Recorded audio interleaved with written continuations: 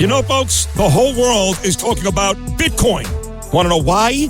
Maybe it's because Bitcoin rose in value over 150% last year, and this is just the beginning. Bitcoin is online investing that anyone can do. Visit bitcoinuniversity.org today. Take a master class, download the Book of Bitcoin, and take your investment portfolio to the next level. Visit bitcoinuniversity.org and discover all that a Bitcoin can do for you. That's bitcoinuniversity.org, bitcoinuniversity.org. It's More Money with leading economist Steve Moore. Stephen Moore is with us, economist. With more than 30 years experience as an economist and as a leading thinker of government on business, showing deep understanding of the shifts in the global economy. He's leading economist Steve Moore with More Money on Talk Radio 77 WABC. Now, here's your host, Steve Moore. Hello, folks. This is Steve Moore. This is the More Money Show. Always an honor and a privilege to be with you every Saturday afternoon. We're on from 1 p.m. to 3 p.m. on the greatest radio station in America. That is WABC and some affiliates throughout the country. And by the way, it's an absolutely gorgeous day all over the East Coast. So I hope you're enjoying the best time of the year is these kind of crisp fall days with the full sunshine and the beautiful fall foliage and, of course, the blue skies. So I hope you're enjoying this great, wonderful weekend and this wonderful country that we live in. And I think it's a little more wonderful because of what happened 10 days ago with this incredible election, this red wave election. Donald Trump is back where he should be, which is back in the White House to make America great again. And by the way, I know we got some people who don't like Donald Trump. I know I have a lot of listeners who love Donald Trump. Sometimes most of the time I love him. Sometimes I don't like him. Sometimes I get angry at him. But I think this is a man who really does want to make America great again and put America first. And we're going to have an agenda to do that. I was proud during the campaign to have served as an economic advisor to Trump. And, I showed him my book. And I hope, by the way, folks, you've all gotten the book. It's called The Trump Economic Miracle. I wrote this book with my good friend, Arthur Laffer, the most famous economist in the world. And Laffer, of course, was a famous, he's, of course, the author of the Laffer Curve, but he is also a major economic advisor to Ronald Reagan, to Margaret Thatcher, to many governors and mayors and foreign leaders around the country, around the world, to put in place pro-economic growth, pro-prosperity ideas. So it is just an honor for me to have written this book with the great Arthur Laffer. And by the way, the other honor that I have is following the great Larry Kudlow, who is on, as you all know, from 10 a.m. to 1 p.m. So I always joke with Larry that he's my warm-up act, but of course he is a superstar. I want Larry to be the Treasury Secretary, or I want him to play a major, major role in the Trump administration. I know he has said he's not going to go back into government, but I keep urging him, Larry, the country needs you. You've got to go back. He served so valiantly in Trump's first term to rebuild the American economy. And now Donald Trump is going to have to do that again. So I'm pumped up, folks. I'm very pumped up about this show and the next 2 hours because we're going to have so much fun. And I'm going to put you all to work, okay? So as you know, Elon Musk has this new government reform commission where they're going to try to identify hundreds and hundreds and hundreds of billions of dollars of waste and inefficiency and redundancy and obsolescence and fraud in the federal budget. And you all know there is a lot of that. There is a lot of that in the federal budget.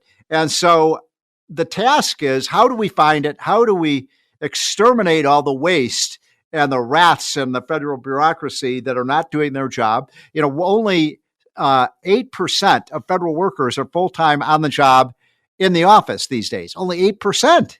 You go into these huge, many of you have heard me talk about this in weeks past, but you go in these voluminous, gigantic, cavernous office buildings down Pennsylvania Avenue, the Interior Department, the Agriculture Department, the Labor Department, the this department, the that department, and half of them, I don't even know what they do. And you walk into these gigantic office buildings, a whole city block long and wide and 7 stories high. And you walk into them and it's like the end of days. It's like there's nobody there. It's kind of spooky to go to these places and hello, is anybody in here? And you can't find anybody working. And these people are pulling down $150, sometimes $200,000 a year. A lot of them, I think, actually have second jobs. In other words, they're pulling down their federal paycheck. And then because they're not in the office, they can go do another job and pull down 2 paychecks, or else they're in the middle of the afternoon, they're sunbathing by the pool or playing tennis or golf on your and my dime. I find that to be so outrageous. So anyway, there's a lot to be cut. You all know that. I know it.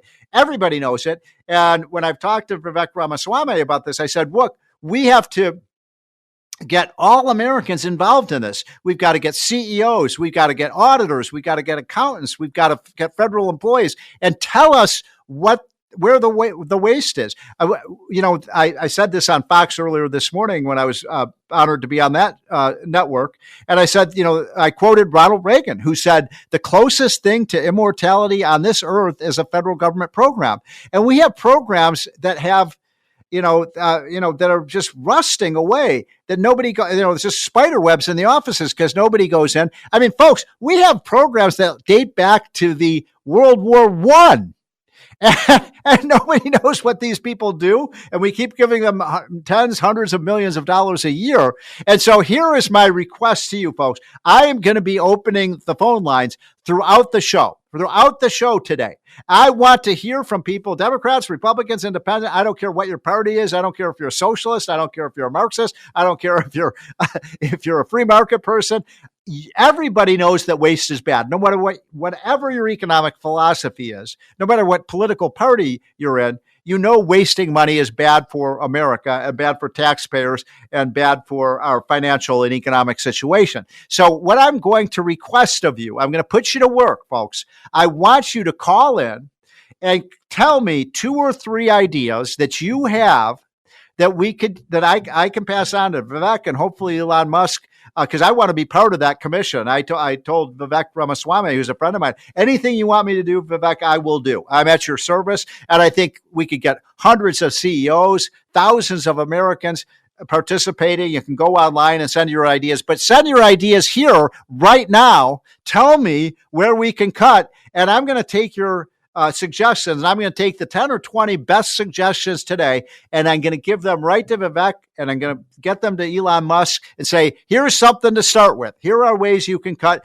millions and millions, but we need to cut tens of millions, hundreds of millions, billions, tens of billions, hundreds of billions of dollars out of this budget. And we need to do it in a way that does not cut people's Social Security benefits, that does not cut people's Medicare benefits, that does not imperil our vital national defense and national security, but it's just the waste, the things that are not doing anything. And by the way, when you got people sitting in these offices doing nothing, it's not good for them. It's not good for us. It's, let those people go into the private sector and do things that are productive. So I'm going to give you, please write this down. We'll be taking your calls throughout the next 2 hours.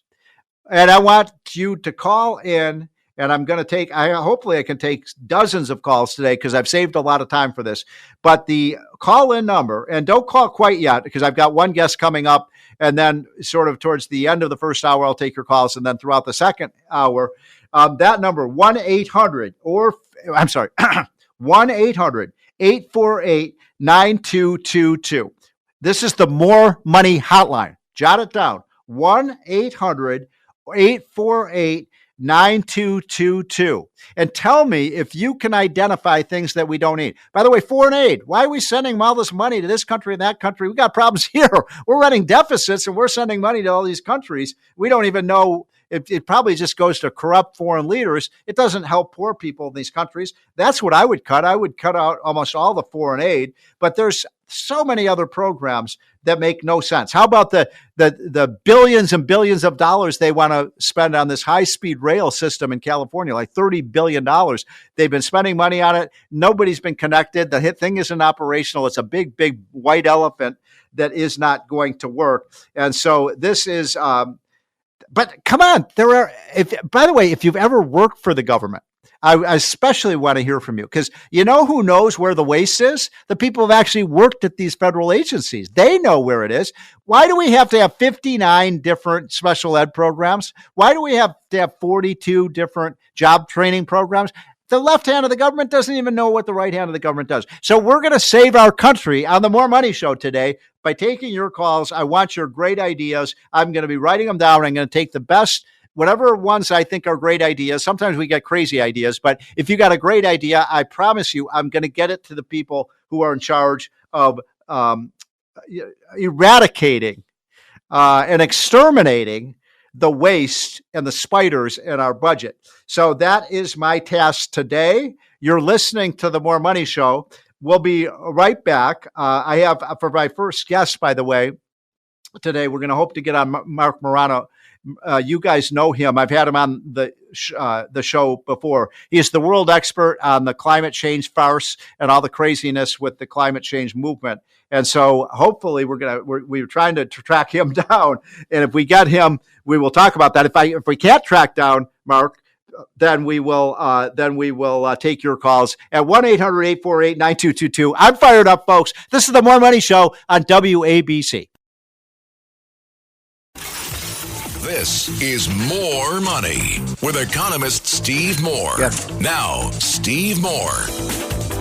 We're back, folks. This is the More Money Show. If you were listening to my intro, I'm fired up today. We're going to have so much fun on this show for the next almost nearly 2 hours. We're going to be talking about the waste in our budget. I'm going to be taking your calls. I'm putting you all to work today. I know it's a beautiful Saturday afternoon, but if you love our country, you will call in and you will give me advice and Donald Trump advice about how we can cut this $7 trillion budget, which is so out of control. But by the way, I'm going to give you that number. Don't call in quite yet. We're not ready yet, but we'll be taking your calls soon on the More Money Hotline. That number, 1-800-848-9222. How do we find the waste? You tell me where it is, and I'll get that information to Donald Trump. Okay, but before we get to that, I am a big fan of my next guest. You all know, if you're a regular listener to the More Money Show, I have Marc Morano on all the time because he is the world's expert on what I call climate change craziness. Marc, in his he runs a website that is absolutely fantastic, and everybody should check it out. I check it out every couple of days because there's so much great information, and I always get a laugh out of it too because of the craziness of these kind of climate change wackos. And Marc Morano's website is Climate Change Depot? Marc, great to have you on. Thank you so much, Steve. It's climatedepot.com, and I'm also at Climate Depot on X Twitter. ClimateDepot.com. It is so fantastic. As you know, Marc, I put out something called the Hotline every morning, and that goes to 100,000 people. And by the way, if people want to get that, just go to unleashprosperity.com and sign up for free. But I oftentimes use your stuff, Marc, because it's so fantastic. And we had something in our hotline just the other day about this. Tell my listeners about the headline right after Donald Trump was elected about something about Trump wins. And what was that one again? Yeah, that was Grist Magazine, environmental magazine. It's been around for decades, very looked up to it. Trump wins, planet loses. Story at 11. It reminds you of those old spoofs, you know. The end of the you mean to say it's the end of the planet. It's the end of the planet. And by the way, their article, you know, I read that article, you know, because you linked to it, and they were saying, well, Trump's going to get rid of all these wasteful government green programs. I'm like, yeah, you go, guy. I mean, we should get rid of those programs. Marc, one of the things that I've been saying, and since you're the expert on this, I would love your, because I don't want to misstate the facts, but I've been saying that, you know, when Donald Trump, when Joe Biden came into office, the United States was getting roughly 80% of all of our energy, including our transportation energy and everything that for our factories, for our schools, for our hospitals, to drive our cars, about 80% of that was coming from fossil fuels. And I was looking at the latest statistic, and now it's like 79%. So they spent all this money. By the way, are those statistics about right? Yes. In fact, I go back 100 years. I think it's 1915. Globally, 80% plus of our energy is from fossil fuels. Fast forward 110 years, 80% plus Still. of our energy. Right. The U.S. Right. 100 years ago, it's always been about that 80% number. What they're doing is they want to invest tens of trillions in the end to not even move something on the margin. I know. That's the bottom line. Yeah, no, I think it's such a good point because, when Joe Biden was asked about his legacy, he said, well, we spent $1 trillion on climate change. Okay, show us what we got for our money, right, Mark? I mean, if they didn't move the needle one iota in terms of, reducing the amount of fossil fuels, which is their major agenda. And by the way, I don't see any impact on the temperature of the planet either. No, there's no. Here's the thing. I have a chart at climatedepot.com that shows you beginning when we got in this whole mess, Steve, and you know what year that was? 1992. George H.W. Bush went down to Rio de Janeiro and signed on to the UN Earth Summit. Anyway, that wait. Hold on. Time out. Who did? George H.W. Bush when he was running against Bill Clinton. Wait, hold on, Mark. This is a really important point. You mean a Republican president, George H.W. Bush? Was that at about the time that Al Gore wrote his book about what was his famous book that he wrote, climate change? Yeah, Earth in the Balance. And absolutely, it was the same. I believe it was, if I'm not mistaken, exact same year. But Bill Clinton, George Bush went to this summit with the idea because he wanted to appear green. He didn't want to be against the environment. He went down there and signed on to that treaty, later ratified on a voice vote, anonymous voice vote, by the way, of the Senate. So we don't even know who voted for or against it, but it passed.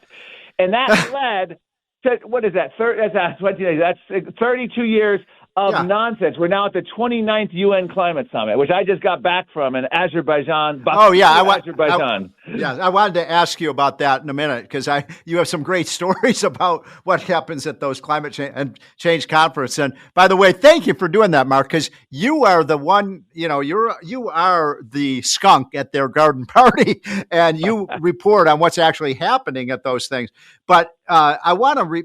How much money would you say, Mark? Your best estimate, obviously these are not exact numbers, but going back to say from 1992, when the birth of all this craziness came about, how much would you say the United States government has spent on all these climate change programs? Wow, that's a great question. There's so many different ways they can spend it. First of all, Inflation Reduction Act, maybe you can help me on this. They passed that. $200 billion. Latest estimates are it's approaching $2 trillion. I thought Congress passed a bill. Somehow it's grown. And by the way, there's counties in California regions that are getting so much of that money, they don't have enough bureaucrats to spend it. The money's just piling up. Reminds you of the scene from Breaking Bad where he had so much drug money, he started renting storage spaces, and he didn't know what to do with it. And there's, they couldn't even launder that much. That's why much. I've seen estimates of, tens of trillions over those kind of decades. And I think 30 trillion sticks in my head, 50, but there's really no way. It's the same thing with like electric cars because when you put bans on stuff and you make it more expensive, they're not necessarily a tax, but there's another form of spending. And no matter what they've done, solar wind never caught on in any meaningful way in terms of replacing fossils. Same with EVs at this point. So one of the things I am going to ask you about what happened at the climate conference, but I wrote a column last week, and I'd love your reaction to this because, Mark, you are the expert on this. But my column was titled that Joe Biden was the worst thing that ever happened to the electric vehicle industry. And here is my premise, Mark, which is that when Biden came in, he tried to force, the electric vehicles down our throats. We're going to mandate, you got to buy them and the manufacturers have to make them. And by the way, I'm not against electric vehicles. I have a hybrid and we love the hybrid. We really love it. But I think it's because it became so politicized. They became like Biden cars and nobody wanted to buy them. Yes. And the same thing happened internationally in terms of that, the idea of forcing you, taking away choices and mandates. Mm-hmm. You go 5 years ago, most people were like, oh, electric car. They were excited by it. Elon Musk, Tesla, everyone. And then what happened? Once you were told that you didn't have a choice, and here's how deep this is. This isn't, it is Joe Biden here in the United States, but here's how deep it goes. You have Nicholas Stern, head of the World Bank, former head, at a World Bank meeting saying that we're going to cut off financing to automakers who continue to make gas-powered cars. That was about 2 or 3 years ago. You have corporate banks led by ones in Australia and other places saying we're not going to give out car loans if people continue to buy gas-powered cars. You won't be able to qualify for a car loan if it's gas-powered. Right, if you still own a car, we have cities in Colorado, California banning the creation of new gas stations. They want to create gas station shortages. So you have unelected bureaucrats, people like Gavin Newsom do an executive order, which then goes to the unelected California Air Resources Board, which then gets 22 states, including my home state of Virginia, I think it's 18 states, follow on this mandate. Even if you have a Republican governor, it doesn't matter because you're still on this, following. And then you have Joe Biden's unelected bureaucrats at the EPA go after gas-powered cars and all those restrictions. Despite all of that, by the way, 7% cap on the sales. Anyone who's bought an electric car probably already owns one. And they look at all of this as we didn't do enough, we needed to do more. They don't look at it as the idea was a failure. And you have corporate government collusion, but now every automaker is turning against this whole. Well, now that Trump is coming in and Trump's going to get rid of a lot of those programs, my prediction is I think electric vehicle, because, until Biden came in, electric vehicle sales were doing really well, and then they completely leveled off and fell when Biden came in. So I think, you may actually see more electric vehicles now that the government's not going to be making you buy them anymore. People aren't forced, they might look at it. Right now, there's anger toward them. Yes, they've made them the enemy. So let's see. Okay, so tell us about where was the climate change conference? And I saw a picture you had on your website of them all, the huge trays of meat. I thought they said you couldn't eat meat. Okay. That's a whole other story. Going back, I worked in the U.S. Senate Environment Public Works Committee. 2006, the UN comes out with their UN Agricultural Report. Cow emissions are more dangerous for the planet than all the planes, trains, and automobiles combined. So this has been going on at least 18 years on a high-profile level, going after a war on meat and seeking meat rationing. So at this summit, we had two very prominent speakers on the opening day call for global meat tax, call for meat rationing, call for meat restrictions. Now, keep in mind, this is in addition to John Kerry already saying American farmers are going to be under the net zero crosshairs. The EPA, unelected bureaucrats of Joe Biden Harris, coming out with all the restrictions on methane emissions from cows. I've seen them talk about wanting to get rid of cows and exterminate all the cows. I thought these were animal rights advocates. That's right. Well, they probably want them roaming, range-free, roaming-free cows now out west. They don't want them on penned in. So anyway, they literally called for that, and this is on the heels of former UN climate chiefs saying things like we need to make smokers uncomfortable make meat eaters uncomfortable, treat them like smokers in restaurants, put them in a meat eating section, in the back corner, or put them outside in a cold tent. This has been their goal. Well, lo and behold, I went around, an exclusive reporting, and you can see it now at Climate Depot, going around to their food court, to the restaurants at the UN, and they did have a couple booths set up, a couple food courts of vegan, and they were empty. You could hear the crickets chirping. And all the other ones where they served meat, chicken, beef, hot dogs, pork, they were packed. And the UN delegates gobbling up good old-fashioned meat, all the meat. Beef, chicken. What hypocrisy. So, Mark, I apologize. We only have about 2.5 minutes left, and I could talk to you for another half hour about all this stuff. It's great information.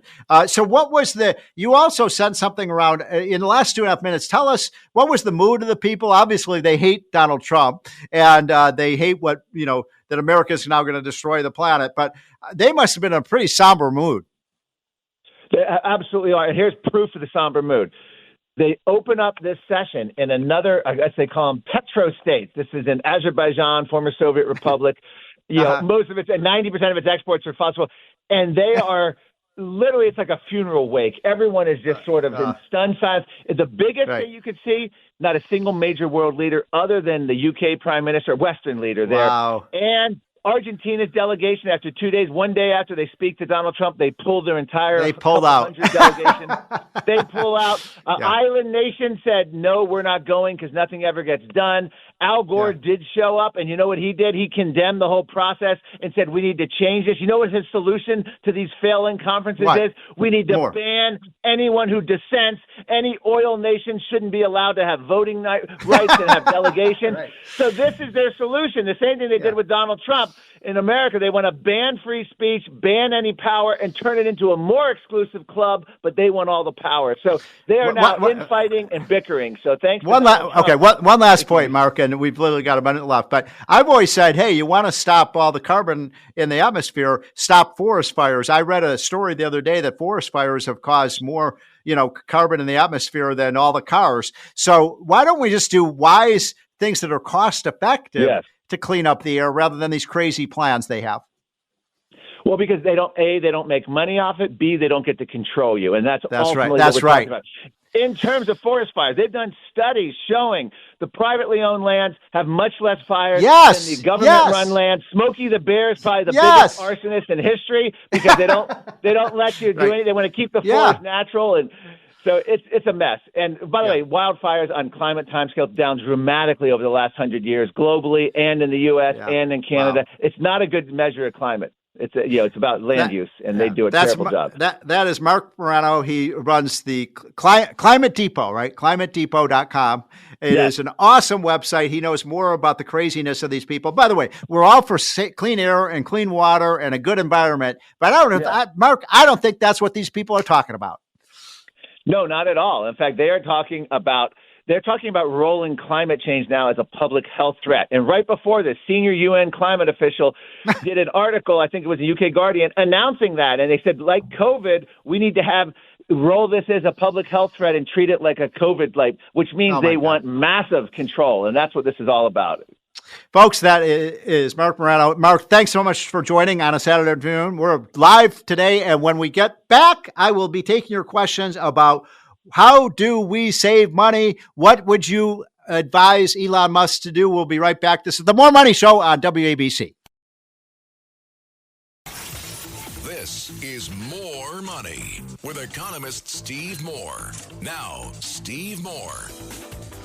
Welcome back, folks. This is the More Money Show. I'm going to be getting to my good friend, John Fund, who's going to tell us about kind of the remaining election results and things that have not been decided and why it's taking so long to decide some of these elections. But before we do, I'm going to kind of slip in two quick calls. The question of the day, we'll be taking your calls throughout the 2-hour show. 1-800-848-9222 is what should Elon Musk do? What are the programs he should cut? And Mr. Producer, let's start with Mordecai. Mordecai, do we have Steve, you? How you doing? Thank you for calling. We've just got a couple minutes. What should Elon Musk be cutting? Well, I would start with the obviously. I don't know why we still have what's it called, the Arts Endowment. Yes. That's a good one. The National Endowment for the Arts, the National Endowment for the Humanities. Great one. I don't know why we still have the Export-Import. Yeah, the Export-Import Bank is essentially corporate welfare. Hold on, Mordecai, slow down. I'm writing down your ideas. Export-Import Bank, get rid of it. I agree with you. The National Endowment for the Arts, all they do is sponsor crazy, almost obscene art. And National Endowment of the Humanities, those are good ones. We could probably save $1 billion if we got rid of those. Anything else on your list? Well, in my opinion, I feel like the Export-Import Bank is essentially, corporate welfare, and I'm not a big fan of, I'm not either. I love that one. Any more on your list? Yeah, I got a couple more, but okay. I don't know why we still have the selective service system when it's a volunteer army, Oh, you know what? I love that too. I'm so against this. I don't want the draft. I lived through the 1960s. I hate it. Hey, Mordecai, great answers, great suggestions. I'll pass them on. Let's try to slip in Joseph really quickly. Joseph. Hello, Steve. As an educator, I started in special ed in 1973, and I've been teaching college chemistry for 42 years in biology, so I have a background in that. Department of Education is cumbersome. At the federal level, it should be eliminated. Every state has their own. It's a way to distribute. Hello? Yes, I agree. Keep going. Yeah. it's a way to distribute funds. And then when the department was set up in 1979 under Jimmy Carter, it was just a way to distribute funds. That the law was passed. There was a federal law about supporting disabilities, which was proper, it was a good intention. Yeah. But it set up this huge bureaucracy and shipped off this money. And since then, since I've been teaching since '73, I've seen the level of student performance decline like crazy. Yes, I can you're look exactly back at right. the tests I gave, and it's gotten worse and worse. And it's also increased the number of students that have been labeled as ADD and ADHD. Yes. That's a way to get them labeled so that they can get funding for the local levels for the community for the education departments all over the country. Joseph, great ideas. You know what? Joseph is so right about this. Thanks for calling in. If you do a chart of all the money that's been spent since the mid-1970s, or late 70s, when Jimmy Carter set up this department, and then the student performance, it's almost like an inverse relationship. In other words, the more money the federal government spends on education, the worse the test scores are, and the worse the graduation rates are, and the worse the performance of the schools are. So I say either get rid of it, which would be my first choice, or send the dollars directly to the parents, low-income parents, and let them decide where they want to send their kids to school. We don't need a massive bureaucracy in Washington. There is a reason, by the way, that the word education is not in the Constitution. You can read the entire Constitution. You're not going to see the word education, and you're not going to see that because our founding fathers never thought that the federal government would be involved in education. It should be the states. It should be the localities. It should be the local communities that run their schools. Great calls. We'll take a lot more of yours in the upcoming hour, but I want to turn to, do we have my friend John Fund on? John, thanks for joining. John Fund is the smartest guy there is in the country on elections and how they work and sometimes how they don't work. He wrote a very famous book called Stealing Elections. So he is the expert on that. John's Fund, thanks for joining this afternoon. Pleasure. Thank you. Okay, so let's get right into it. Pennsylvania, John. I thought that McCormick had that race won. Well, each county in Pennsylvania runs their own elections. They decide the rules on provisional ballots, mail-in ballots, what gets counted.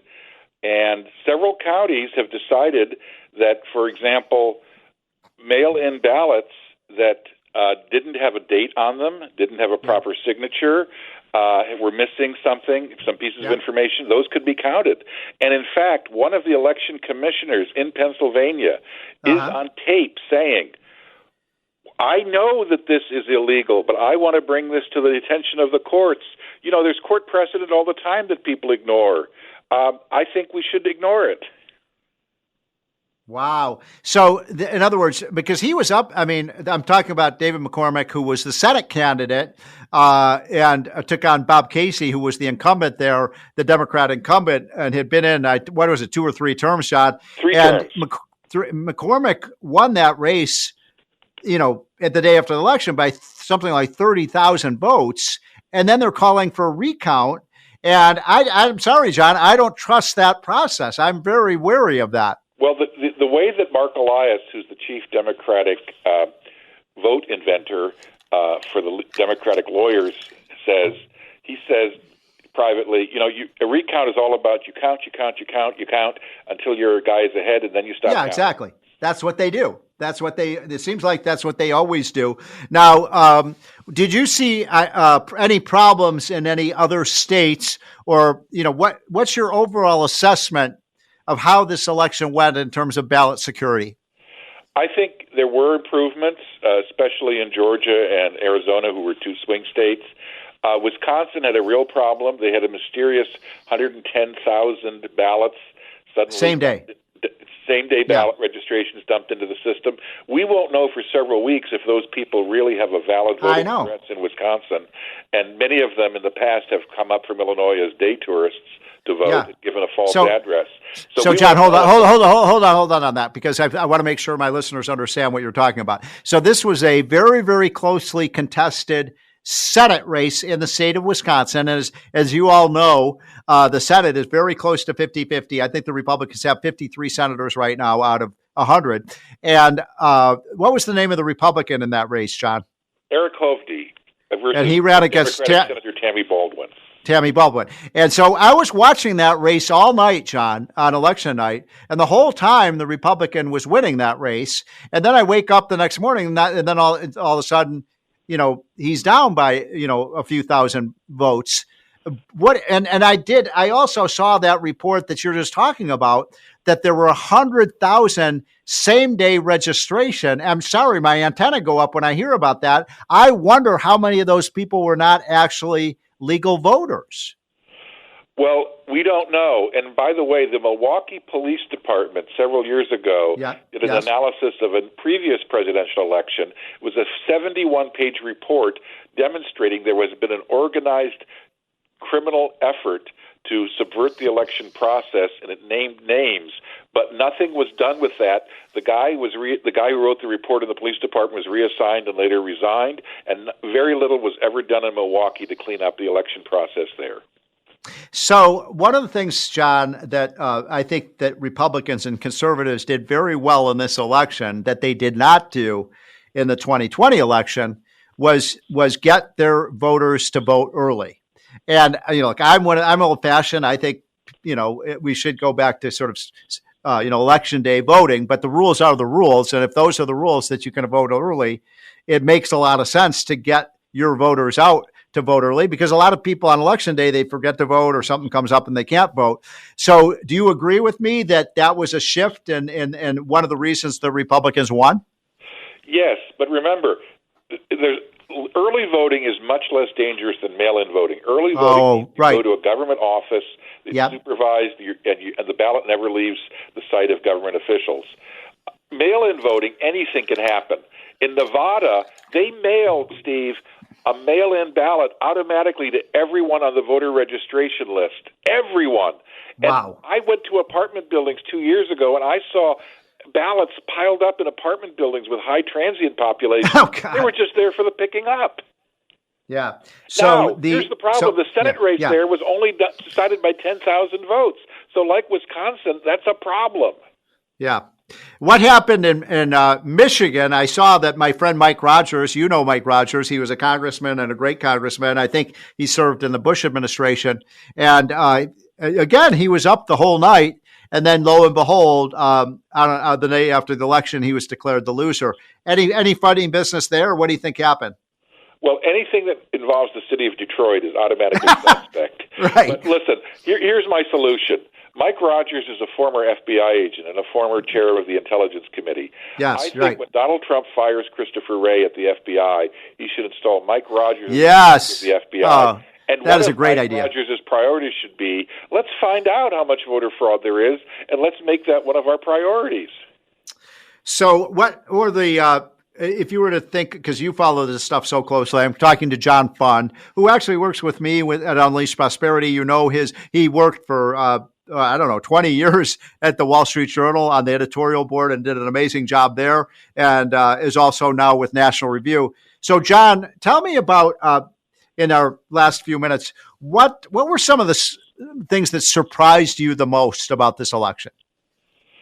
Well, clearly the fact that we now have two medias. We have a lamestream media that is the conventional wisdom narrative, and then we have alternative media that's everything from social media to podcast. This is the year of the podcast, to alternative, cable shows and everything else. And, talk radio, of course, is still very important. And depending on where you got your information, you often got a completely different view of the economy, of foreign policy, of the way people were leading their lives. People increasingly decided the mainstream media is not reflecting my life as I see it and perceive it. And if they're getting that wrong, what else are they getting wrong? Well, we had that, and we reported this on the hotline. I think you were the one who reported it.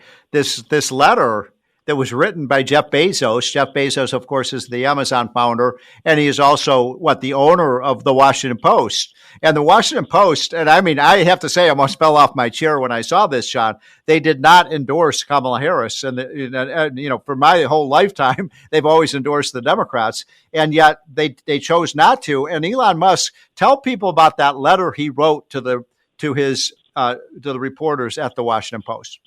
He basically said, for most of the Post history, it didn't endorse presidential candidates, so we're going back to that tradition. Secondly, we not only have to be accurate, we have to be perceived as being accurate, truthful, and fair. And increasingly, people don't believe that of us. We have to restore the trust. By the way, the same thing happened at the Los Angeles Times. And Steve, something happened. You talk about falling off your chair. Last week, the owner of the Los Angeles Times appeared on Fox News and declared, "We are changing the newsroom. We are going to bring in new voices." And he said, "I will strive to have a fair and balanced newspaper." Now, oh, my God. Phrase? Wow. Wait a minute. Yeah, right. So now, is that happening at the New York Times? You mean the New York let's put it this way, all the news that's not fit to print? Right. The Iron Lady. So it sounds like the answer to that question is no. But, I mean, this is very good news, folks. I think we all of us, including John Fund and myself and others, have been pounding the media day after day after day. And the truth is, John, they're not doing this even for ideological reasons. They're losing their readership. It's vanishing. If they want to survive, they're going to have things that keep people interested. The New York Times is doing very well, by the way, but mostly because of their puzzles, their crosswords, their cooking stuff. All the stuff that has nothing to do with politics. And then what about last minute we have, John? What do you make of what's happened with MSNBC? I saw that their ratings have crashed. And so same thing with CNN, not very good numbers. Do you see any changes in some of these? And by the way, the network, I don't even know the last time I watched a network news broadcast. Well, look, Donald Trump put it best last week when he referred to them as MSDNC.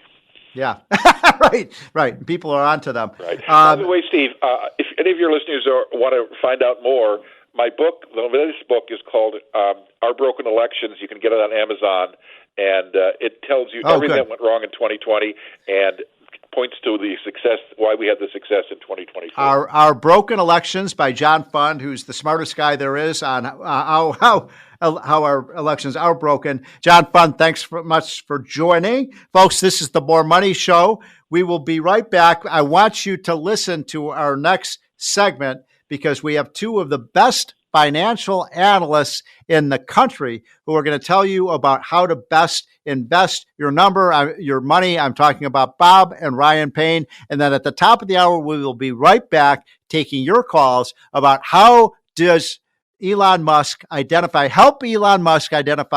hundreds of billions of dollars of waste. We've already gotten some great ideas. This is the More Money Show on WABC.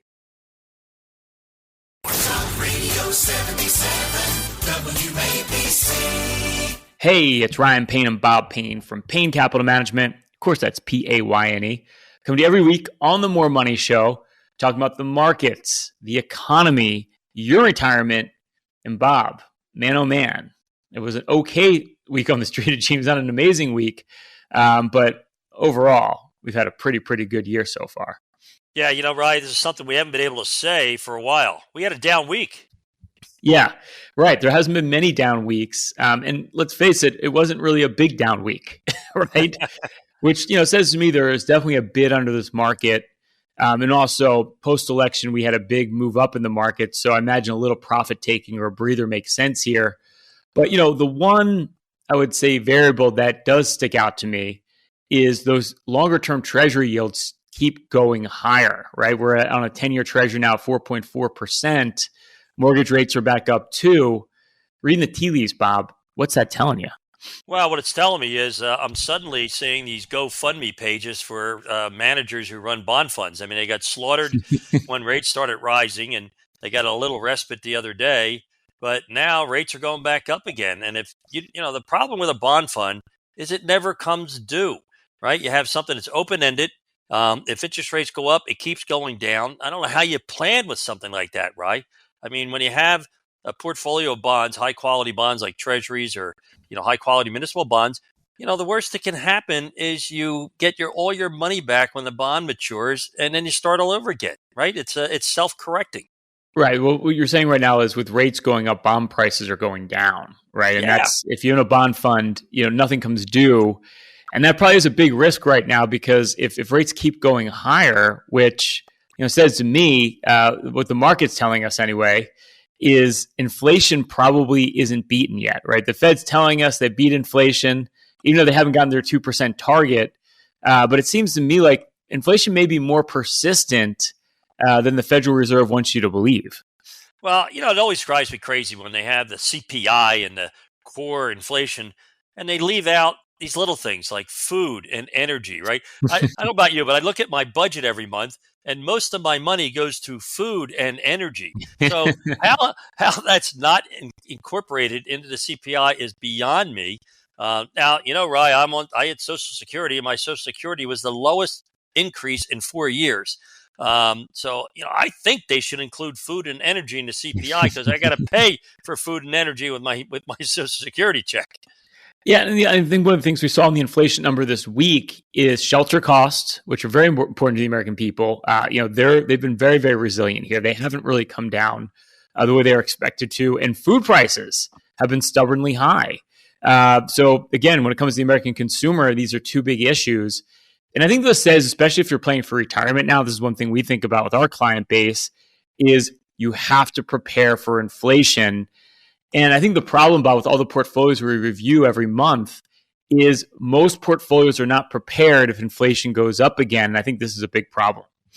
Well, Ryan, there's an expression, what investments get hurt when interest rates go up. And, Wall Street, the pundits, the talking heads on TV will talk about long duration assets. Well, the nice thing about our show is we speak English, right? So when interest rates go up, what gets harmed are bonds that are locked into lower interest rates. So if you have a 5-year, 10-year, 20-year, or a bond fund that's locked into 30-year bonds, they'll go down in value as rates go up. The other thing that gets hurt are growth stocks, high growth stocks, companies that grow dramatically, which, they don't pay a dividend. There's nothing to hedge against that interest rate. And that's, what's been driving the performance of the market over the last year. And unfortunately, a lot of people are piling into that, and they're getting hurt right now, or they will be getting hurt if rates keep going up. Yeah, I think that's the problem, is that the portfolio that's working right now is probably not the portfolio of the future, right? I mean, you've got a couple problems. If you're sitting in a money market fund right now, well, the Fed's cutting interest rates.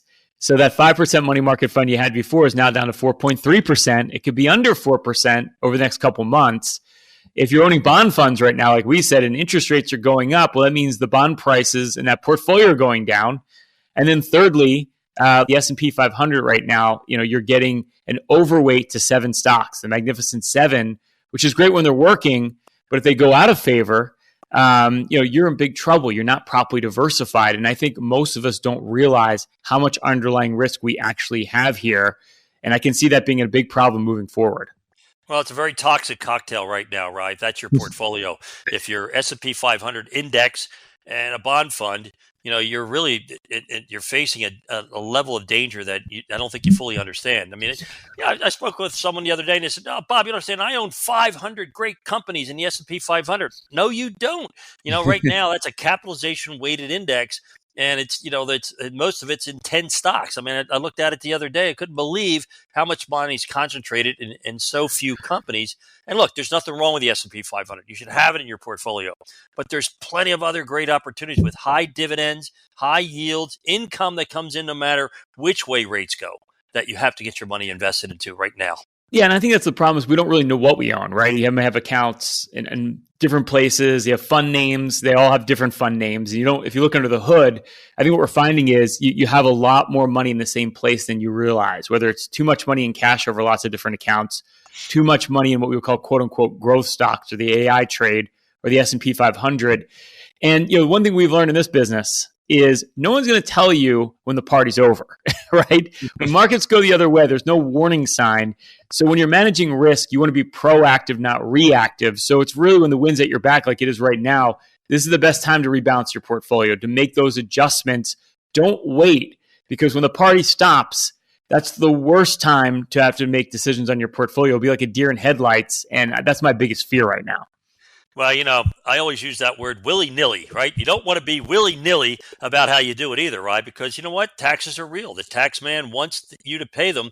There are a lot of very creative ways that you can reduce the risk in your portfolio and not pay a ton of tax. For example, if you're taking your required minimum distribution right now, you can gift that money to charity. You don't have to pay any tax, right? You want to make sure that you're not just doing it in a fashion that puts you in a position where you're not going to continue to grow net of inflation, because don't forget, that's really the biggest risk every single one of you face right now, is that insidious hidden tax, inflation. I mean, it's been in our face, right? We had 20% increases in prices. They're still going up. You got to make sure that you got that hedge against that inflation, right? Because that's the biggest problem we all face. Yeah, and to your point, at the end of the year here, look at everything you can do from a tax efficiency standpoint, right? So if you're thinking to yourself, okay, Bob and Ryan, I get it. Things are good, but I want to be prepared for whatever happens in the future, solidify my retirement. Well, here's your shot to do it. We keep 10 slots open for the whole show. If you saved over $1 million for your retirement, Bob and I will run for your now famous Total Financial Master Plan, and we'll do that with no obligation or cost. It's a full holistic review. We literally will look at everything. There's not a firm out there that will do this work up front.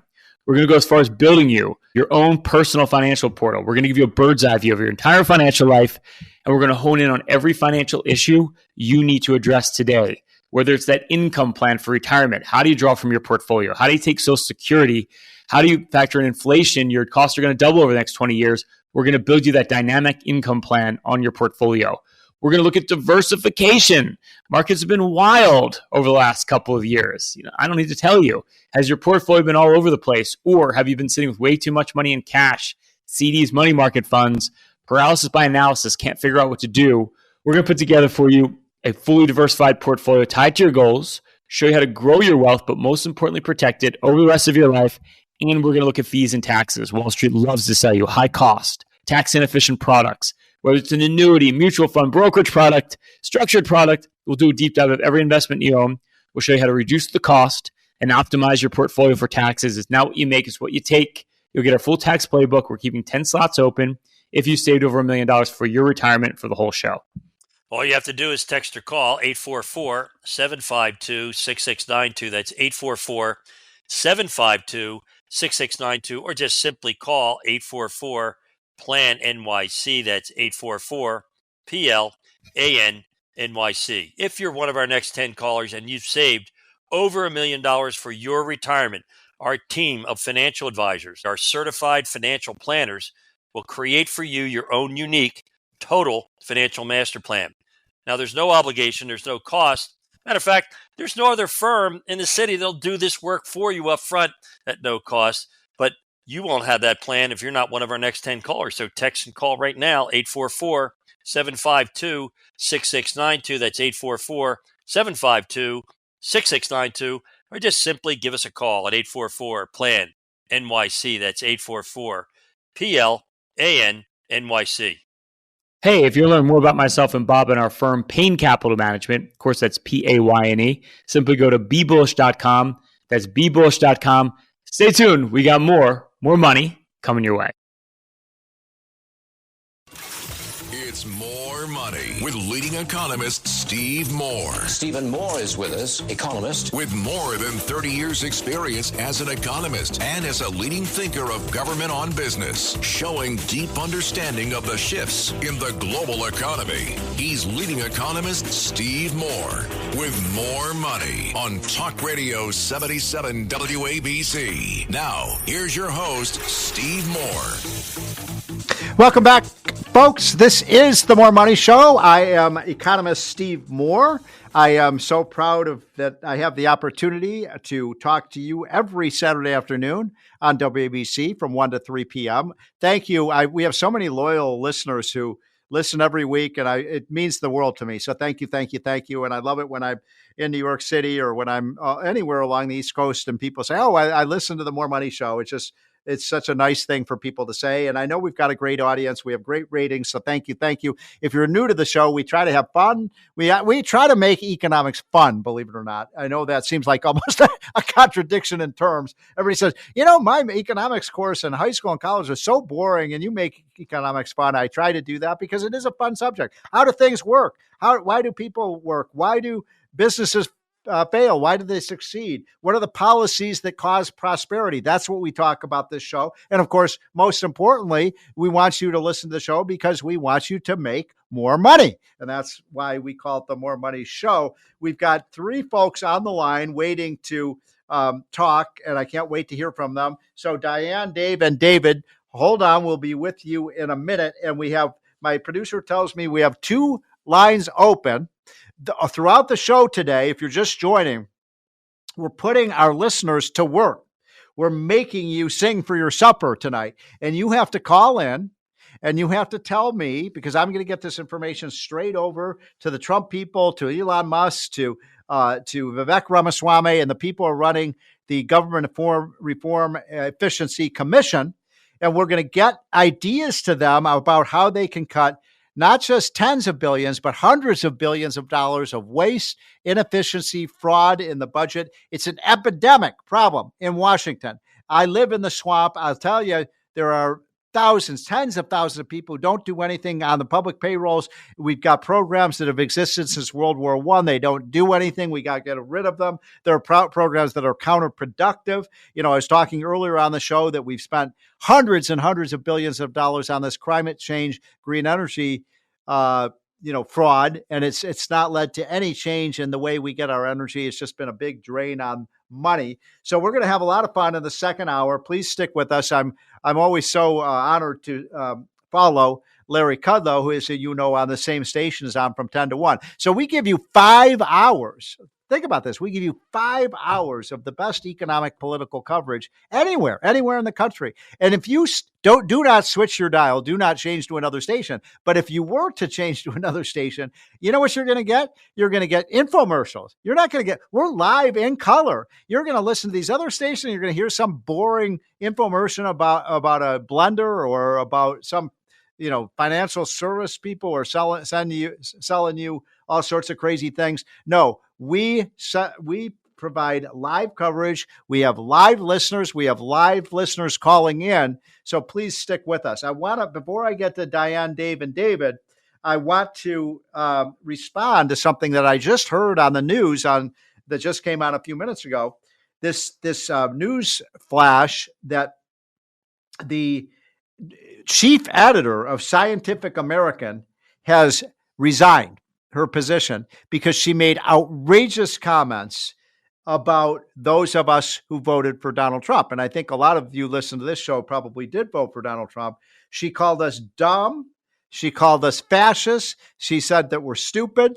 And I'm sorry, that this is the head of a major scientific journal who is injecting politics into this. I'm flabbergasted by this. And by the way, when I was a kid, Scientific America was one of the best things you could buy. I mean, and read. You'd learn a lot about science, and that's what kids like to do. When I was a teenager, I'd love to learn about science.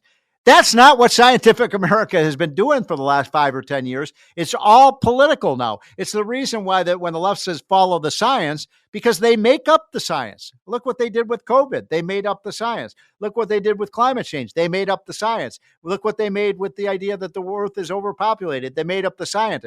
So I am incensed by this. I cannot believe this woman was running Scientific American when she's nothing more than a hardcore left-wing liberal who doesn't care about science at all. And good riddance to her. I hope now that she's gone, Scientific America can become a science publication again that teaches kids and young people about science, not injecting their outrageous political views in a science magazine. Okay. So I had to get that off my chest because I'm angry about this. And we've written in our hotline, by the way, if you don't get our hotline, go to unleashprosperity.com and we'll send it to you every morning for free. But we've talked about some of the crazy articles they've had in Scientific America over the last 3 or 4 years that have nothing to do with science, that are contradicted by real science, but they are using that magazine as a leverage to advance a left-wing political agenda, not teaching our kids and adults about the latest scientific information. Okay, so let's go right to the calls right now. I mean, I'm excited about this. I told folks, that I would put you to work, that I wanted to hear your opinions. I'm going to get these opinions about how to cut the budget to the officials in Washington. I'm trying to get them to Elon Musk. I'm going to get them to Vivek Ramaswamy. I'm going to get them to the budget people. So, Mr. Producer, why don't we start with David?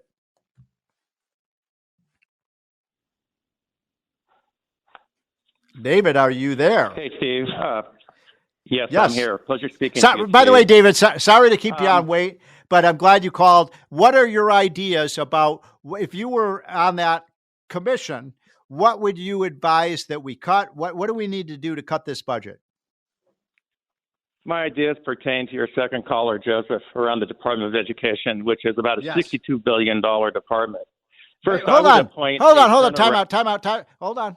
I think it's actually up to over $75 billion now. I mean, how much money Biden has spent on this program, this department. So you're right. So go ahead. I didn't want to interrupt you, but the program grows like a weed, and I don't see any results. No, it's redundant with our states. So first, I would appoint a turnaround expert, not a PhD in education, to become the new secretary.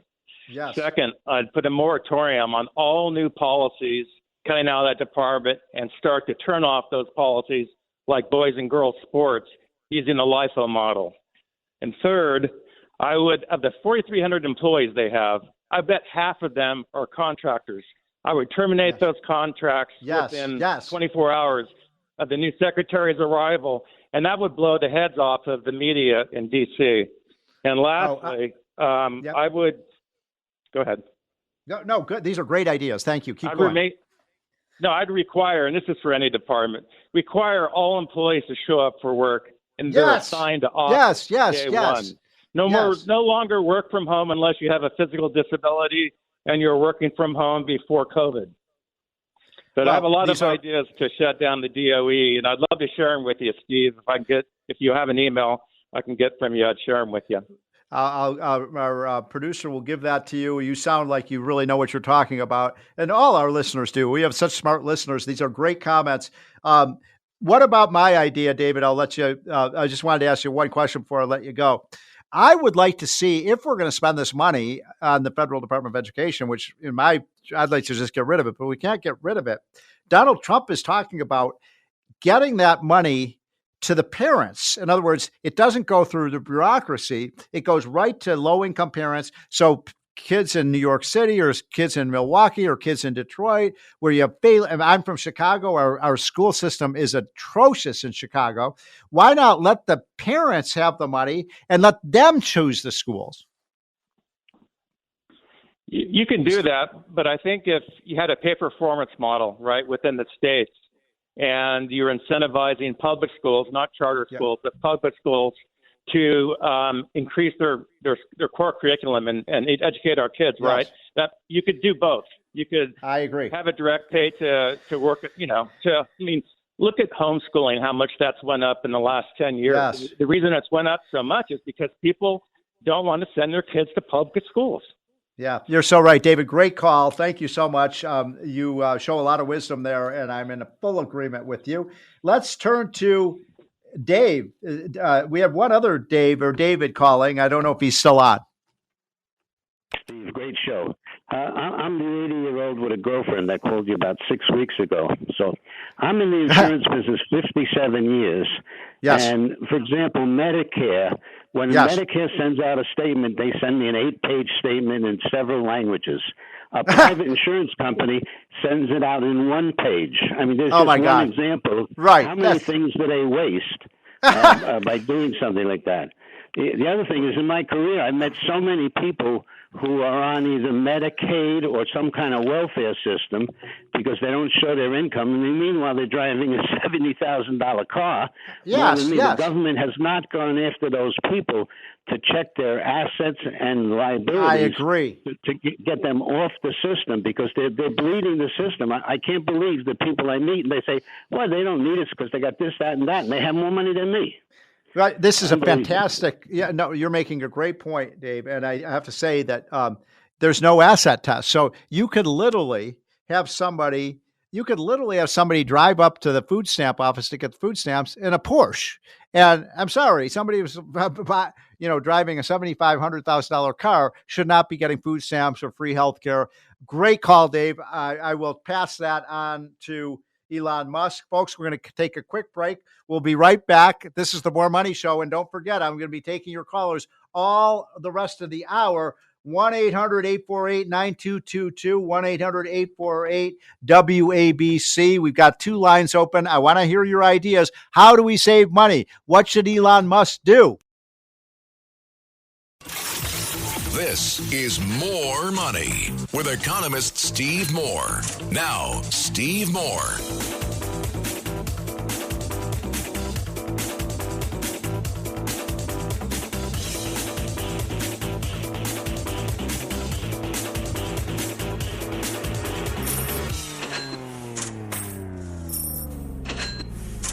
Now, here's your host, Steve Moore. Welcome back, folks. This is the More Money Show. I will continue taking your calls as I have all hour long and in the previous hour as well on what are your ideas to help Elon Musk and help Vivek Ramaswamy save our country by finding the hundreds and hundreds of billions of dollars of waste and fraud and inefficiency and duplication and obsolescence and all of the other craziness that goes on in our federal government. So far, I've already listed 14 great ideas. I'm going to pass these on to Elon Musk and Vivek Ramaswamy and the president's budget people because these are fantastic ideas. I wanted to, before I get to more callers, by the way, we have 1 or 2 lines open, and I will be taking your calls throughout the hour. 1-800-848-9222, 1-800-848-9222. That is the More Money hotline, or another way to remember it is 1-800-848-WABC. I wanted to talk for a few minutes, if I could, about why the election turned out to be a red wave, because it was a red wave. It wasn't a huge tidal wave, but it was a red wave. Republicans won the House, they won the Senate, they won the presidency, they won a lot of other seats throughout the lower levels, the things like city council races, school board races, state legislative races, local dog catcher races. Republicans did really well. And incidentally, Republicans generally did really well in blue states like New Jersey and Connecticut and New York. In other words, better than they usually do. I think that's because Donald Trump was at the top of the ticket, and that guy drives out voters like nobody I've ever seen. Boy, does he have coattail effects. But there was a really interesting, what we call an autopsy of the election. And that is looking very carefully at the exit polling that determines why people voted the way they did. And what I found was really interesting in the exit polling, and I guess it's not, not too surprising, that the 2 issues that clearly undermined any chance that Kamala Harris may have had in winning. And by the way, I think Kamala Harris was just dealt a really bad hand. I don't think she ran a very good campaign, but the fact is she had to carry all the baggage of the Biden administration, which in most ways was a disaster. And so the 2 issues that clearly killed the Democrats and submerged their ticket underwater were, number 1, illegal immigration. Not surprising at all, right? We've been talking about that issue for 4 years on this show. The illegal immigration, the 15 million people who've gotten into this country, that makes voters angry. It makes Hispanics angry. It makes Asians angry. It makes blacks angry. It makes the core of the Democratic base of voters angry. And a lot of them turned to Donald Trump. So that was a plus 25 issue. Yeah. And the second issue was inflation, of course. Prices too high. People angry every time they went to the grocery store. People angry every time they went to the gas pump. People angry every time they had to pay their mortgage payments. And the fourth one, by the way, on that list was transgender craziness. People are just sick of, having men play women's sports. And there was just another big story about this the other day in the volleyball championships that one of the lead players for one of the teams is a man dressing as a woman. I'm sorry. I think people are angry about that. They think it's crazy. So those are the reasons why the Republicans did so much better this election than they did the last one. Mr. Producer, do we have Jeff Yass on yet? Jeff Yass, thank you so much for joining. Let me just introduce Jeff. Jeff is the CEO of Susquehanna Capital. He started that company from scratch. He's located in Philadelphia. He's an expert on many, many things, but I wanted to bring him on to talk about this issue that I've gotten so many calls about in recent weeks about these betting markets. In other words, you can bet on who's going to win the presidency, who's going to win the Senate seats, who could win the congressional seats. By the way, Jeff, yes, I just saw you can now bet on who's going to be the 2028 nominees for president. So first of all, thanks so much for joining, Jeff. My pleasure, Steve. Thanks for having me on. Yeah. So I think a lot of our listeners are confused about betting markets. A lot of people are saying these are markets that can be disrupted or that can influence the outcome of the elections, or one person could come in and make a big bet and change the whole outlook on how the betting markets perform. So tell us why you think that betting markets are a better predictor of what's going to happen than, say, the public opinion polls. Well, thanks, Steve, because one of the misconceptions was when they were saying that Trump was 60% to win. He was 60% to win, which is like a 3-point favorite in football. So it's essentially almost a coin toss. He wasn't ahead by 20 points in the polls. A lot of people got that confused. Oh, I see. If you're you're ahead by 1 point in the polls, you'll be almost 60% to win. That's how tight it is. So that caused a lot of confusion. Yes. But prediction markets are honest and objective. And if you think the market is wrong, the way the free market works, the mechanism is there. If you think the price is too high, then you bet against it. So, for example, let's say you're a brilliant political science professor at Harvard, and you really know these things better than the gamblers do. Well, show up, bet it, make a lot of money. You'll move the price towards its correct value, and you'll make a lot of money. All the smart people, the so-called smart people, are more than welcome to join in and bet, and they drive the price down to the fair value. That's why the prediction markets are always the best guess of what the probability of an outcome is. Okay, so tell us, Jeff, what happened on election night. I was talking to you on election night, and I remember, about 8 or 9 o'clock, you were saying, Trump had gone from, 58% to like 75% or something like that. And, that was moving way ahead in real time of where, like, if you were watching Fox News or you're watching MSNBC or whatever station, they were kind of behind. You would have looked at that and said, "Oh my God, this is a really close race." But you were reporting that the odds for Trump winning were going up a lot faster than the results were even coming in.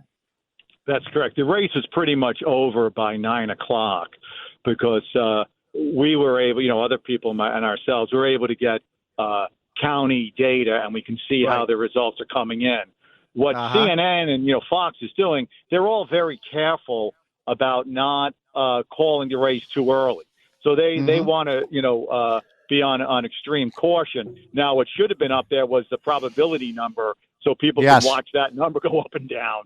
And until all the votes are counted, it's not 100, but we knew pretty early that Trump was a very likely winner. And the stations were, reasonably cautious and not wanting to call it. So I think if you were watching TV at 11 o'clock, you thought it was too close to call, when it wasn't. So just so people understand how this works. So you're saying when those odds increased on the betting markets, you're saying that bettors were betting real money at that point in time, that Trump would win, and that changed the odds. Is that how it works?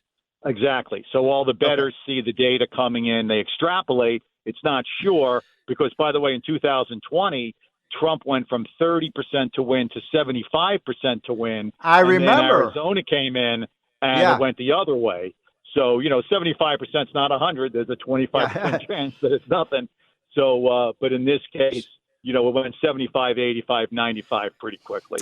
So I'm a big believer in these betting markets as well. And by the way, you can bet on a lot of things, right? I mean, I think it was you or someone else was telling me you could bet on, like, over the next 10 years, if the temperature of the planet is going to rise, or, on all sorts of future events. And you're saying that that's better, that these betting markets actually are better predictors than the quote experts.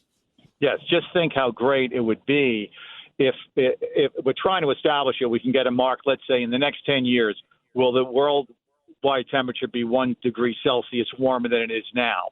And we can see what the bettors say. So the bettors are honest and objective. Some of the scientists, have an incentive to say it's going to be horrible. You're not going to get a grant if you say, I don't really see any problems. Right. So the world will get a number that is objective. It's only a guess, but it's the best guess, and that's the best we can do. So that number could help drive social policy. If I don't really, I'm not a big climate change believer. I think it's wildly over-exaggerated. But if that number went to 90%, that it's going to be over 1 degree Celsius higher 10 years. You believe it? I believe it. Yeah, right. And hopefully scientists who see that it's that it's unlikely would calm down also, and we'd all get an objective number, and we can make a more rational decision going forward. Yeah, you can make better policy decisions if we know what the real odds are of these things happening versus people's predictions. So you're telling me that we can't necessarily believe what Al Gore is saying. Is that what you're telling me, Jeff? No, Al Gore is always correct. But other people, that was a bad example, Steve. Jeff, Al Gore and Paul Krugman are always correct. My nemesis on the economy. So, Jeff, a lot of people, though, tell us the state of this, because is it legal for Americans to bet on these things? Because I don't understand what the law is. It used to be you would have to bet overseas. Now, can you bet on American? How does this work? You were always allowed to bet overseas. So on Betfair and Matchbook, which is where we do most of our betting, in Ireland and London, you were allowed to bet it, but you couldn't bet it from the United States. Polymarket, which you've heard a lot about, is an offshore Jeff, hold on for a second. In other words, an American citizen like me or you could bet on in the Irish or the London market, but there was no market here. Is that what you're saying? Only if you were in Ireland or only if you were in Europe. In America, you could not do it. You had to be overseas. You would actually have to physically be there. Yes. Okay. So how is the law changed? So the law changed in the beginning of October. Kalshi, which, full disclosure, I'm an investor in and a market maker in. Is it Kalshi? What is that? Spell that. Kalshi. Kalshi. It's Kalshi, a new prediction market. Okay. Sued the CFTC, said you can't not allow election betting. They won the lawsuit.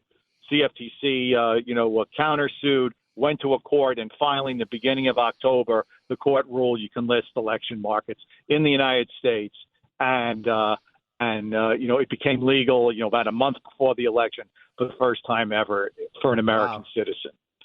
Polymarket was not available to American citizens. You had to be offshore, and you had to bet in crypto. But now you can bet it in America, and you can bet on Forecast X, which is another exchange run by Interactive Brokers. So it's legal now. Okay. And now tell me, Jeff, because a lot of my listeners were asking me about this last week, that they were worried that like some billionaire could come in and say, I'm going to bet $100 million or something on Donald Trump. In other words, to try to shift. I don't know why they would want to do this, but this is the conspiracy theory that somebody would come in with a big bet to try to move the market. Right. That was, there was rumors of there was a big French bettor who did that, but there are other bettors way bigger than this French bettor, I might add, who will bet it the other way. So if we think the odds are Trump's 57% and he pays up to 65, well, we're going to sell it to him, and we're going to have the odds in our favor. So you can't manipulate these things too easily because there's other people who are looking to make money and they battle it back. And by the way, that French guy, he bet on Trump, right? And it turns out he was right. Yes, he did. And, some people bet against Trump and turns out they were wrong. Okay.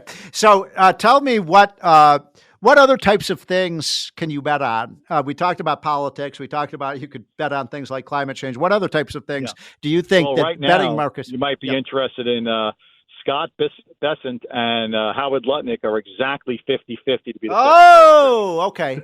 Okay. Yeah, because we've been following that. Just so people know, those are the two people who are up for being, who are up for being the next Treasury Secretary. And by the way, any hour now, Trump may make that decision. So now a couple of days ago was 70-30, but then what happened, Jeff? I don't know if you've been following this by the minute, but Elon Musk just put out a tweet endorsing Lutnick, and I think that might have changed the market. Yeah, that is what happened. But one really valuable thing of these prediction markets, like some people, I was just golfing with, said they think they have no chance that Matt Gaetz can possibly be confirmed. But in the betting markets, he's about 35% to be confirmed. So 1 in 3 chance. Yeah. Yeah. So it's very difficult to try and figure out what do you think the odds of one of these unusual events happening is. So by letting people bet on it and everyone express their opinion, you get a much better opinion than any individual would ever have. So I'm talking to Jeff Fias. Jeff, could I just ask you one last question? Thank you for taking time out of your Saturday afternoon. You and I have both worked on school choice for a lot of our adult lives. I know you're an amazing supporter of that concept. You have come up with some numbers, and we don't have a lot of time, but in just a minute and a half or so, could you explain? You're saying that we could actually give a voucher to, say, a young black child in Philadelphia, and you could get them a better education, maybe in a Catholic school or a private school or Montessori school, and then you could they would actually have money when they graduated, say, from high school, that you should just give them because you'd save so much money with this approach.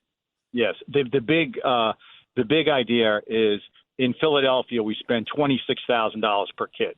30 years ago, we used to spend $13,000 a kid, inflation adjusted, and things have only gotten worse. Yes. What we would suggest is here's a $13,000 voucher. Every lower income kid could go to the school of their choice, be it private, Catholic, or charter. Yeah. With the savings of $13,000 a year, we put that in his bank account in kindergarten over 13 years with a mild amount of interest. He'll graduate with $200,000. Either go to college, buy a business, buy a house, do whatever he wants to do. This would not call. All you would have to do is allow the money to follow the child, and that child goes from a hopeless school where he has no chance, essentially, of learning how to read and write to a good school and a $200,000 gift when he graduates. That would change the world. That's what we're looking to do. So that's going to take a lot of money away from the teachers' unions, though. They may not like it, yeah. Right. So effectively, no, this is an important point. What Jeff Fias is talking about, we're transferring money away from the union, and we're putting that money right into the hands of the low-income parents and families.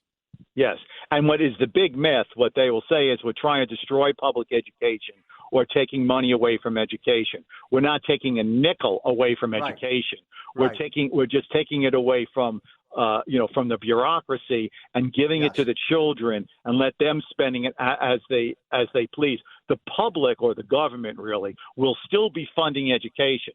The government funds food stamps, but they don't own the farms and they don't own the grocery stores. The government gives out housing vouchers, but it was a disaster when they built housing projects. There's no reason why the government should run the schools.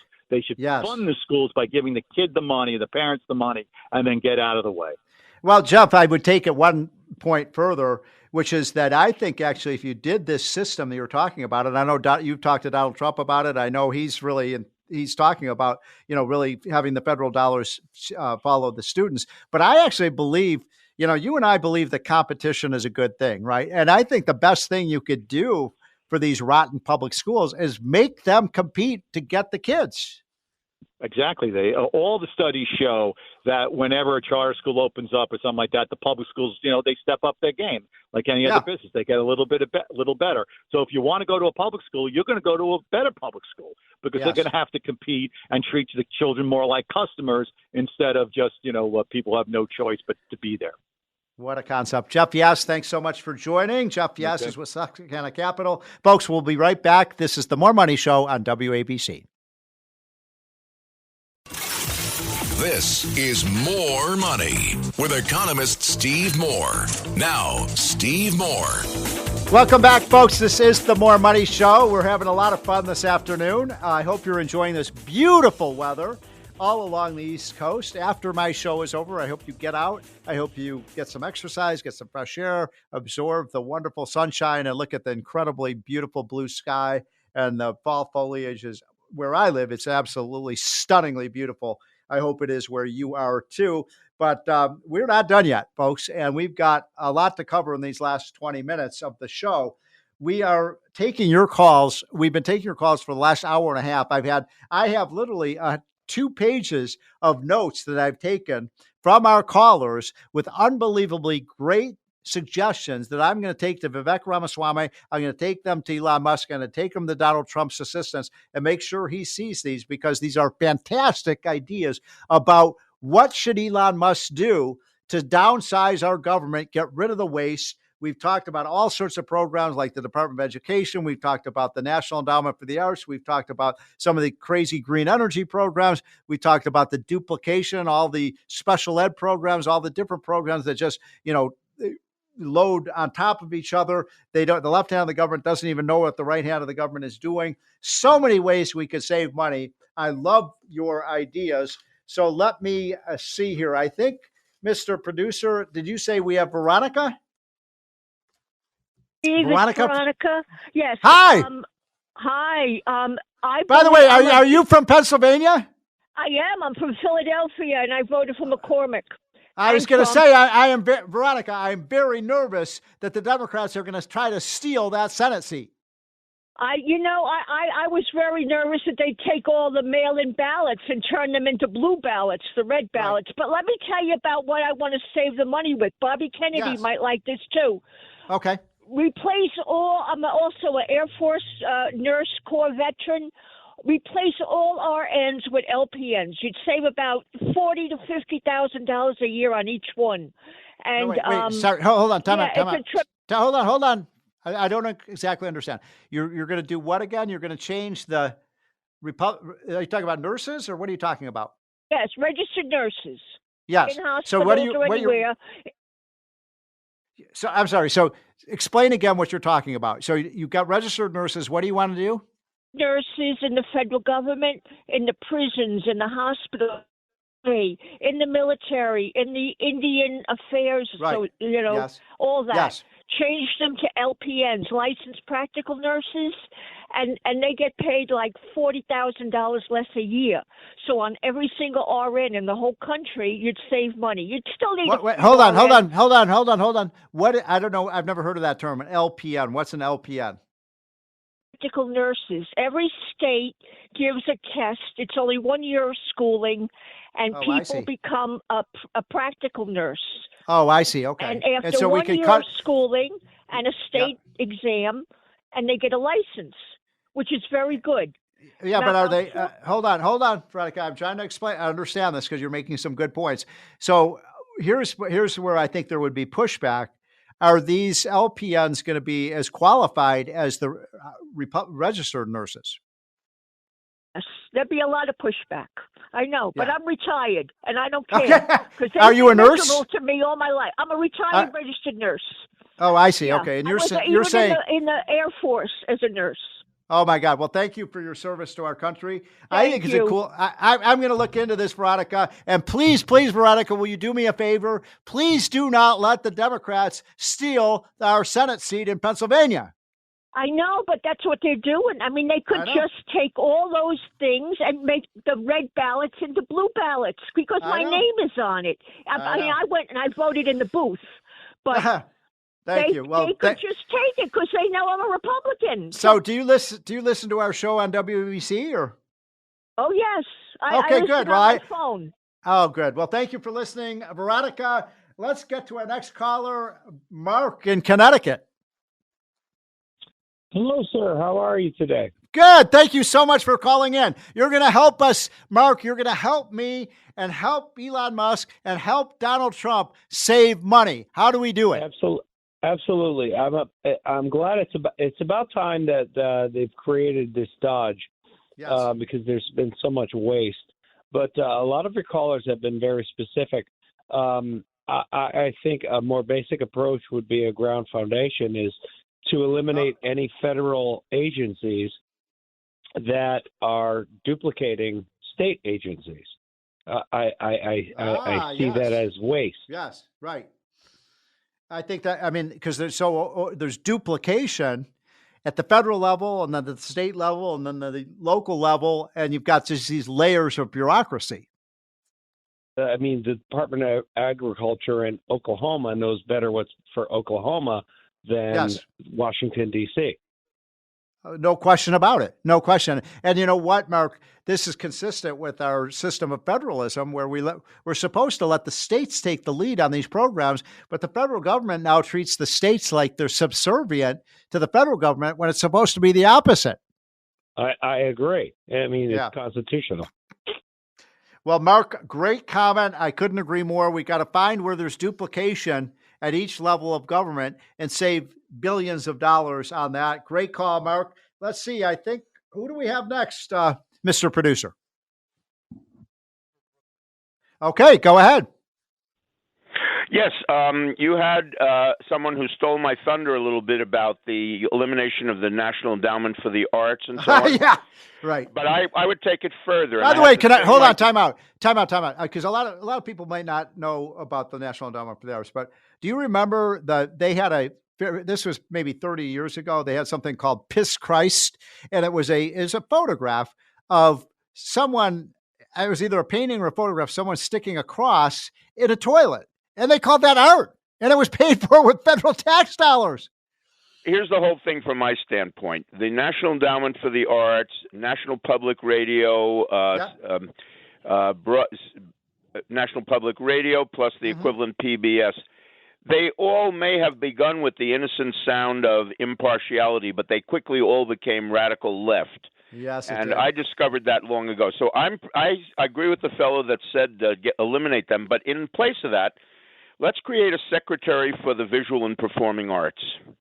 Let's elevate the incredible creativity of American musicians, actors, dancers, playwrights, you name it, painters, sculptors, and have an actual secretary who has to be impartial politically. Maybe have a board representative of both parties and independents.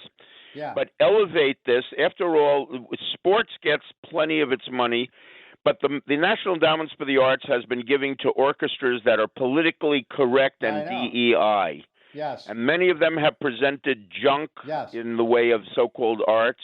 And furthermore, they disrespected their clientele of ticket buyers during the epidemic, and now they're claiming poverty. Well, let's have an Elon Musk and a Vivek Ramaswamy investigate the real situation of arts and not present junk arts to the public. Now, I know everything is a matter of opinion in the world of arts.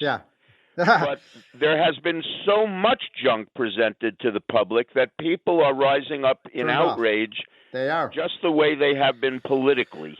Well, let me just stop you there because I think you're making great points. But I'm a little queasy about this idea of creating some new government agency for the arts because I think it's going to go, it's the natural course of events that these agencies that are created in Washington for all the best of motives, they just naturally migrate to the left over time. I want the government to stay out of the arts completely. We have major philanthropic institutions in America that can pay for this. But otherwise, I agree with you so much. I think we could sneak in one more call. Is Diane still on? Hello? Hello?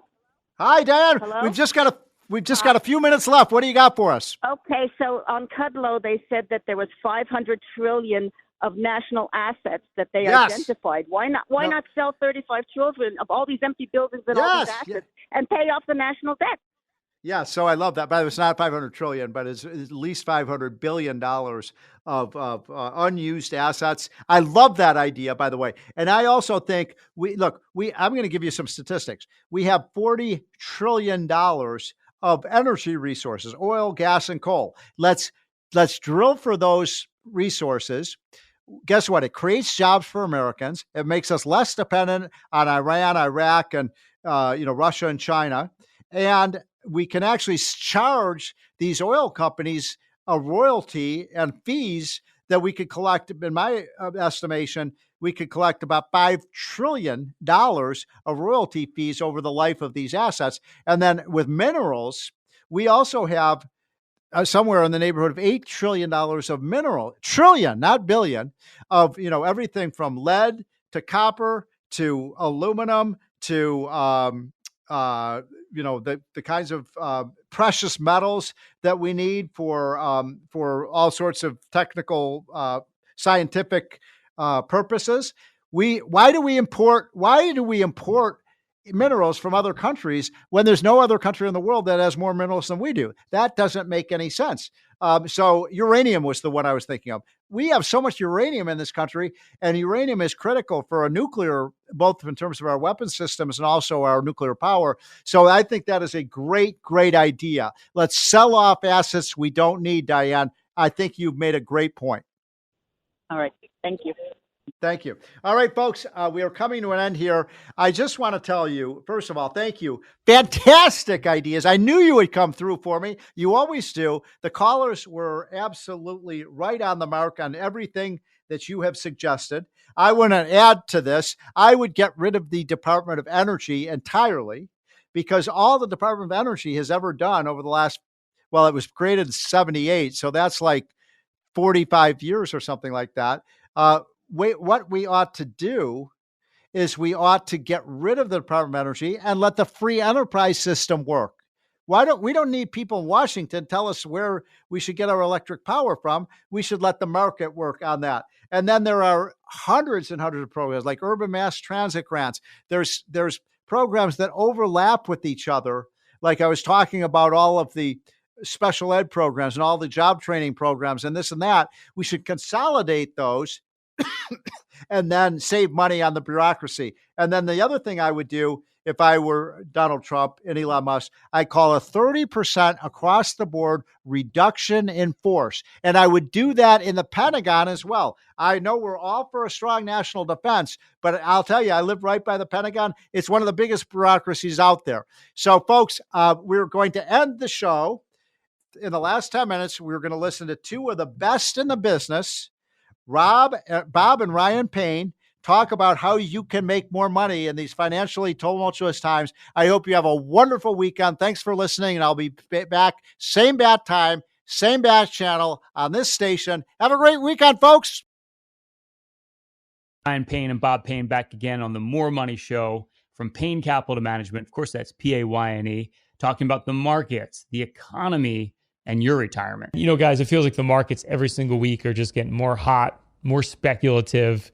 It's almost like Wall Street is going to Vegas as opposed to bringing Wall Street to Main Street. We're bringing it to, I don't know, what's the big avenue there where all the casinos are on? On the Strip. On the Strip. Thanks. There you go. Shows you how much taking Wall Street to the Strip. I was in Vegas once, and I don't remember much. Someone doesn't gamble enough, how good that was. But there does feel like there is more of a casino-like energy to the investment environment right now where, and we're hearing this sometimes with clients, kind of like, hey, like I want to get in on all the action. Yeah, I totally agree with that. Actually, I was talking to a guy in my running club yesterday, and he was telling me about all this sports gambling that he's doing. And then in the next conversation, he was telling me about how he's shorting all these stocks. Yeah, you start hearing about shorts. You talk about going long the market. You remember things like straddles, Bob? I don't even know what a straddle is, but I know how you were talking about. You start hearing all these esoteric technical terms.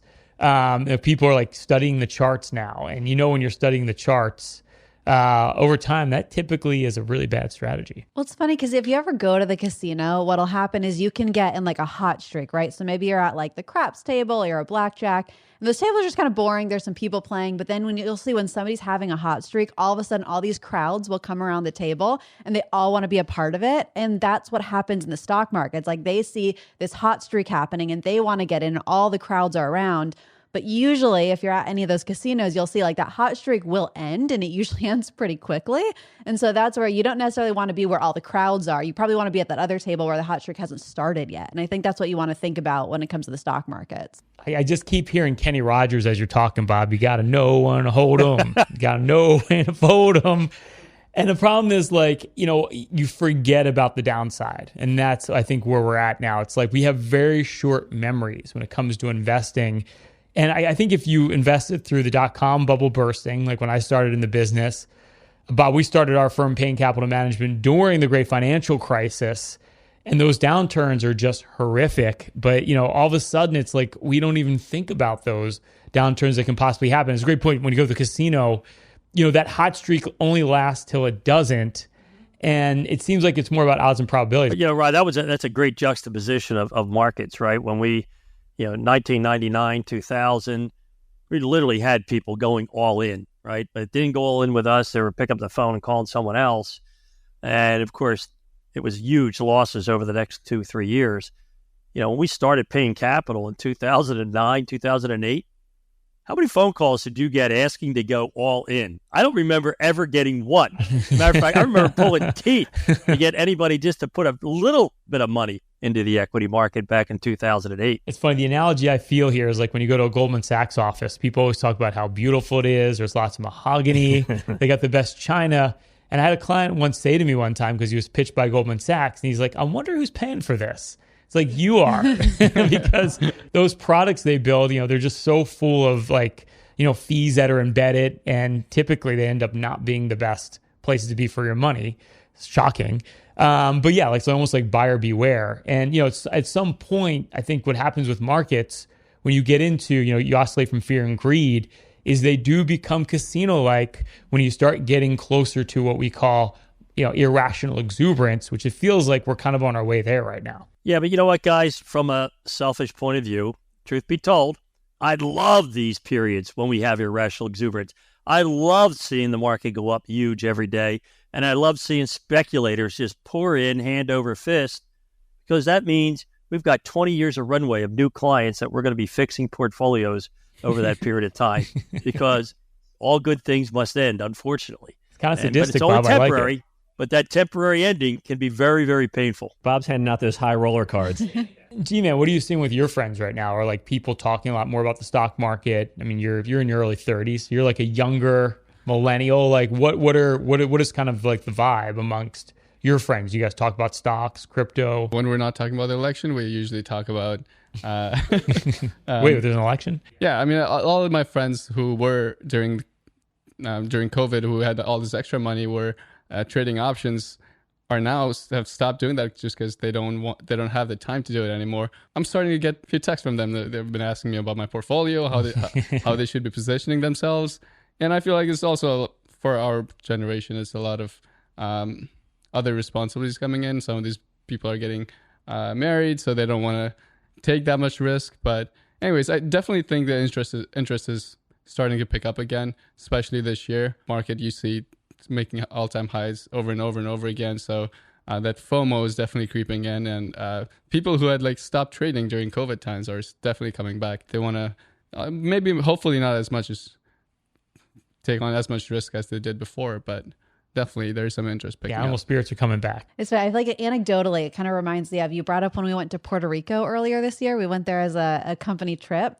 And we all went to the casino, which I was actually there with my husband, and Bob, your son-in-law, was sitting there with us. And I was actually one of them that hit a hot streak on the hand. So of course, Courtney hit a hot streak. I think G-Money touches turns to gold. But it was fun. We were sitting there. It was our parents' night out. We didn't have our kids with us. And what happened is I was actually up a few $100s, which is very exciting. It doesn't happen too often in blackjack. And we started to lose. So I said, okay, we're going to take all of our chips. And I took my husband. I said, let's call it, because this isn't going to last forever. And just like right now, where everybody's trying to get into the markets, like you're talking about, as they're high, we were at this high point. We were on this streak. And so he tells me, no, let's take everything and go put it on red at the roulette table, because we could double our money. I was like, or we could end up with nothing, and then we don't have any of these gains. And that's kind of what you're seeing right now, is that excitement of, wait, but this could be worth twice as much. Bitcoin might go to 160,000 instead of the 80,000 it's at now. But as the advisor, and the correct advice I gave was, no, let's cut our losses or cut our gains while it's up there and leave with our profits. And that's what you should be doing in a time like that on the market. And by the way, you just defined the male brain when it comes to investing. That's perfectly. They say statistically women make better investors than men, and being the financial planner on top of that. But yeah, I think that's the dangerous mentality you're starting to get. It's like, wait a second, I'm getting great returns here. If I put more money there where I'm getting great returns, I'll get even greater returns. But we know that the downside risk can be horrific, once the party stops. And I think with Bitcoin right now, up over 80,000 is a perfect example. I saw some stats on this. 6 out of 10 Americans still have no confidence or trust in cryptocurrency. And something like 17% of adults only own cryptocurrency, which is the same number as 2021. So clearly there's not wider adoption. Last time I looked, I don't know, maybe I'm using Bobcoin to buy a lot of things, but not Bitcoin. So adoption rates really aren't going up. The user case isn't going up. But man, oh man, the speculation is continuing to rise here. And I suspect at some point that's not going to end well. And by the way, I was taking side bets looking at Courtney and Dan. So I was doing some in Puerto Rico. He still didn't make any money. I had my money on the derivatives stuff. If you saved over $1 million for your retirement, myself and Bob and our team at Payne Capital will run for you our total financial master plan, and we'll do that with no obligation or cost. It's a full holistic review. We literally look at everything. There's not a firm out there that will do this work up front. We go as far as building you your own personalized financial portal. We give you a bird's eye view of your entire financial life, and we'll hone in on every financial issue you need to address today, whether it's that income plan for retirement. How do you take Social Security? There's a lot of ways to take it, but one right way for you. How do you draw from your portfolio the most tax efficient way? We'll give you a full income plan, factor in inflation so you don't run out of money. We're going to look at diversification. Markets have been all over the place, up and down. Has your portfolio been extremely volatile? Or have you been sitting in cash? Paralysis by analysis, can't figure out what to do. We'll put together a full diversified investment game plan, show you how to grow your wealth, tie it to your goals, but most importantly, protect it over the rest of your life. And we're going to look at fees and taxes. Wall Street loves to sell you high cost, tax inefficient products, whether it's an annuity, mutual fund, insurance product, brokerage product. We're going to go through every investment you have, deep dive. We're going to show you how to reduce all the internal costs and optimize your portfolio for taxes. It's not what you make, it's what you take. You'll get our full tax playbook. We literally have 4 slots left. If you saved over $1 million for your retirement, all you need to do is call or text at 844-752-6692. That's 844-752-6692. If you call or text us right now at 844-752-6692, that's 844-PLAN-NYC, 844-PLAN-NYC.